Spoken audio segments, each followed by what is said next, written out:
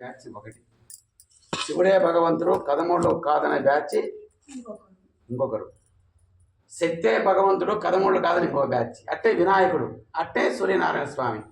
ఇట్లా సౌరవాన్ని పూజించే వాళ్ళు కొంతమంది, సూర్యనారాయణ స్వామిని సర్వాంతర్యామిగా పూజించే వాళ్ళు కొంతమంది, అట్టే శక్తిని పూజించే వాళ్ళు కొంతమంది, అచ్చం శివుని ఇలా ఈ 5 బ్యాచ్ల వాళ్ళు ఎప్పుడు యుద్ధాలు చేసుకునే వాళ్ళు కూడా.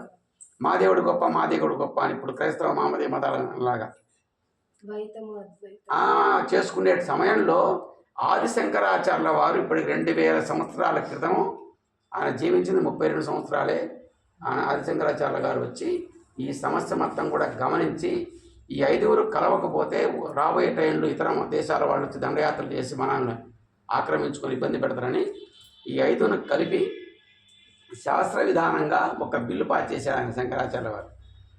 చేసిన దాంట్లో ఈ 5 మందిని కలిపాడు ఆయన. వినాయక, సూర్యనారాయణ, మహావిష్ణు, పరమేశ్వర, పార్వతి. ఎవరైతే ఎవరిని పూజిస్తారో ఇష్టంగా వారిని మధ్యలో చేర్చుకోండి, మిగతా వాళ్ళని తప్పకుండా ఉంచండి, మొత్తం కలిసి చేయండి ఆ పని అని ఒక్క భావన వెలుబుచ్చాడు ఆయన.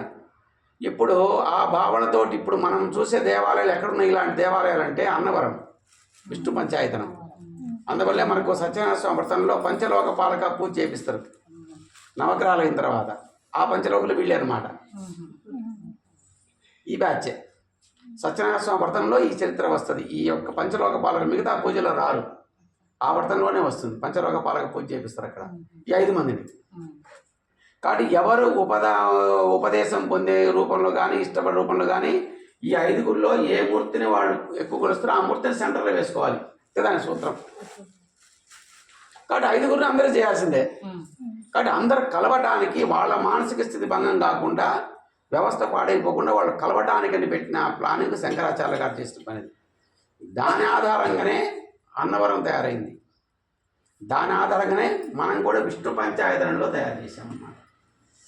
అందువల్ల పైన విఘ్నేశ్వర, సూర్యనారాయణ, మహావిష్ణు, పరమేశ్వర, పార్వతి రూపాలు, రియల్ రూపాలు. ఇకపోతే శివాలయం, శివుడు 11 రూపాలు, ఏకాదశ రుద్ర. మన శాంతులై చేయించుకున్నప్పుడు రుద్రాభిషేకం అన్నప్పుడు అక్కడ ఉన్న అయ్యగారు చెప్తారు మనకు, రుద్రాభిషేకం చేయించాలి, 11 కొబ్బరికాయలు తీసుకురా అమ్మాయి ఫార్మాలు చెప్తారు. మీకు తెలిసి ఉండొచ్చు. రుద్రం ఏకాదశం చేస్తారు వాళ్ళు. ఒక్కొక్క రుద్రుడికి ప్రజాపతులు ఉన్నారు 11 మంది. ఆ ప్రజాపతుల యొక్క క్రమం వాళ్ళే రుద్రుడు. శివరూపాలు 11 రూపాయలు, మన విష్ణు రూపాలు 10 రూపాయల లాగా.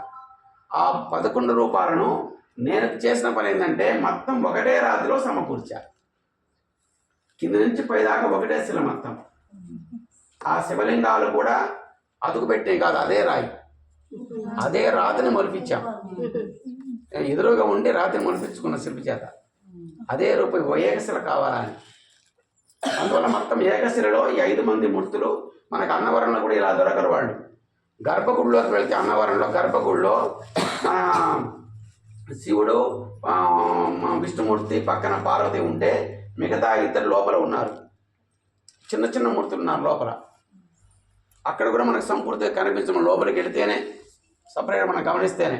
ఇక్కడ రియల్గా అందరూ కనిపించేటట్టుగా ఏకశిలాతోటి 1,40,000 ఈ స్వామి నిర్మాణం తోటి ఎదురుగా ఉంటే ఆ స్వామి చేయించాను. అందువల్ల రియల్గా ఉన్న శివలింగాలు తప్ప మనం అతుకు పెట్టినవి కాదు, మొత్తం ఒకటే రాయి. కింద నుంచి ఇక్కడ నుంచి పైదాకా ఒకటే రాయి మొత్తం, ఆ డిజైన్తో సహా ఒక రాత్రిలోనే వచ్చింది. అందువల్ల విష్ణు పంచాయతన ఏకాదశ రుద్రాలయం చెప్పుకుంటారు. లింగాలు 9 స్వామి, 11 ఇటు 5 అటు 5 మధ్యలో 1.